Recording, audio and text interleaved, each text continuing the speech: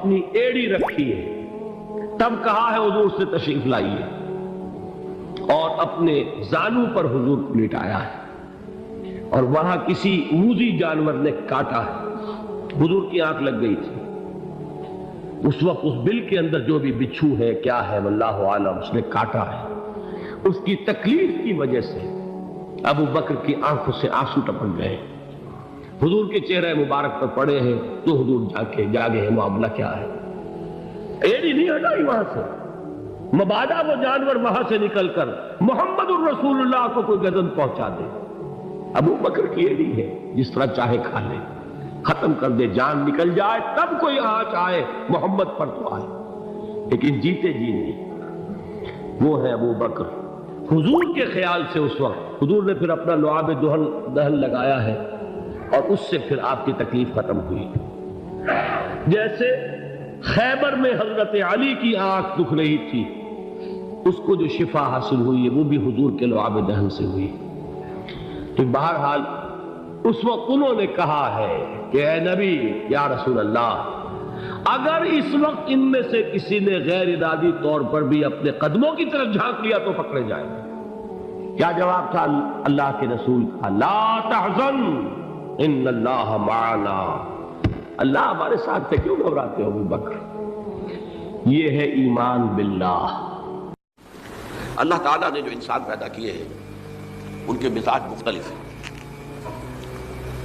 ان میں کچھ لوگ ہوتے ہیں جو قوی ہوتے ہیں ارادے کے، جو فیصلہ کر لیا ڈٹ گئے۔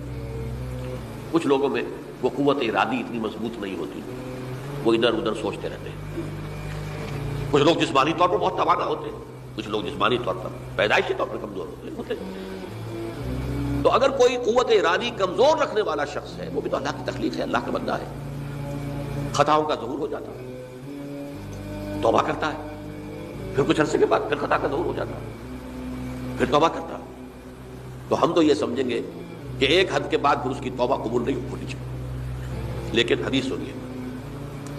وعن ابی ہریرہ رضی اللہ تعالی عنہ قال قال رسول اللہ صلی اللہ علیہ وسلم ان عبدا اذنب ذنبا، یقیناً ایک بندہ جو ہے وہ ایک گناہ کرتا ہے، فقال، پھر وہ کہتا ہے رب، اے میرے پروردگار، اذنبت فاغفر لی، مجھ سے گناہ ہو گیا ہے، مجھے معاف فرما دے۔ فقال ربہ، تو پروردگار یہ کہتا ہے اعلم عبدی ان لہ ربا یغفر الذنب ویأخذ بہ، میرا یہ بندہ یہ جانتا ہے کہ اس کا ایک رب ہے جو گناہ معاف بھی کر سکتا ہے اور سزا دے بھی سکتا ہے۔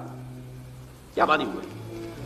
گناہ اس نے کیا ہے لیکن جانتا ہے اللہ کو کہ وہ معاف بھی فرما سکتا ہے، تبھی تو وہ اللہ سے معافی کی درخواست کر رہا ہے۔ اس کے اس جاننے کی بنیاد پر، اس کے اس علم کی بنیاد پر، اس کے اس ایمان کی بنیاد پر فرمایا غفرت لعبدی، میں نے اپنے بندے کو معاف کر دیا۔ ثم مکث ما شاء اللہ، پھر وقت گزرا جتنا کہ اللہ نے چاہا۔ ثم اذنب ذنبا، پھر اس سے گناہ ہو گیا۔ فقال رب اذنبت ذنبا فاغفر، پھر کہتا ہے پروردگار مجھ سے گناہ ہو گیا، پھر مجھے معاف فرما دے۔ فقال ربہ، اللہ فرماتا ہے عالم عبدی ان لہ ربا یغفر الذنب ویأخذ بہ، میرا بندہ ہے نا جو جانتا ہے کہ اس کا ایک رب ہے، ایمان باللہ اس کے اندر ہے، تبھی تو پکار رہا ہے، اور یہ بھی جانتا ہے کہ وہ گناہ معاف بھی کر سکتا ہے اور چاہے تو پکڑ بھی سکتا ہے، سزا بھی دے سکتا ہے۔ تو فرمایا، اللہ تعالیٰ فرماتے ہیں میں نے فرمایا کہ میں نے معاف کر دیا۔ ثم مکث ما شاء اللہ، پھر ایک عرصہ گزرا اس کے بعد۔ ثم اذنب ذنبا، پھر اس نے گناہ کیا۔ قال رب اذنبت ذنبا آخر، اس نے کہا پروردگار میں نے تو پھر ایک اور گناہ کر دیا، فاغفر لی، مجھے بخش دے۔ فقال اعلم عبدی ان لہ ربا یغفر الذنب ویأخذ بہ، میرا بندہ جانتا ہے نا کہ اس کا ایک رب ہے جسے وہ پکار رہا ہے، اور وہ جانتا ہے کہ اسے اختیار حاصل ہے کہ چاہے تو بخش دے اور چاہے تو پکڑ لے۔ اس کے اس علم، اس ایمان کی بنیاد پر میں نے اسے معاف کر دیا۔ ایک اور حدیث، میں نے چونکہ اس گفتگو کے لیے ان احادیث کا تفحص کیا ہے، یہ تو بہت ہیں حدیثیں، میں نے ان میں سے کچھ چنی ہے۔ ہمارے بعض واعظ ناصح وہ بھی کسی شخص کو روکتے رہے، برائیوں سے روکتے رہے، نہیں رکتا تو کہیں غصے میں آ کے اللہ تجھے کبھی معاف نہیں کرے گا۔ یہ کتنا بڑا جرم ہے اس کا اندازہ کیجئے اس حدیث سے. تم میرے بندے کو میری رحمت سے مایوس کر رہے ہیں. کتنا بڑا جرم ہے اس کا اندازہ کیجئے. یہ مسلم شریف کی روایت ہے عن جندب، حضرت جندب رضی اللہ تعالی عنہ سے، ان رسول اللہ صلی اللہ علیہ وسلم حدث، کہ اللہ کے رسول صلی اللہ علیہ وسلم نے ایک واقعہ بیان کیا، ان رجلا قال،